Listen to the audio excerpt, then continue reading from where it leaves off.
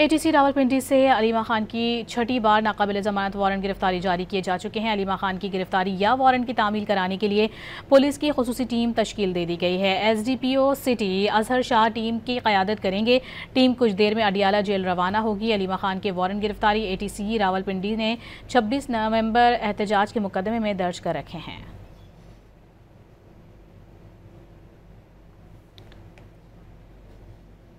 ATC Rawalpindi से अलीमा खान की छठी बार नाकाबिल जमानत वारंट गिरफ्तारी जारी किए जा चुके हैं। अलीमा खान की गिरफ्तारी या वारंट की तामील कराने के लिए पुलिस की खुसूसी टीम तश्कील दे दी गई है। SDPO city Azhar Shah team की क़यादत करेंगे।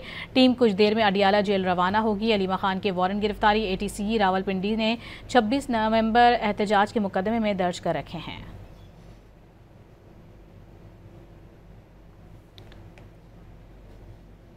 एटीसी रावलपिंडी से अलीमा खान की छठी बार नाकाबिल जमानत वारंट गिरफ्तारी जारी किए जा चुके हैं। अलीमा खान की गिरफ्तारी या वारंट की तामील कराने के लिए पुलिस की खुसूसी टीम तश्कील दे दी गई है। SDPO city Azhar Shah team की क़यादत करेंगे।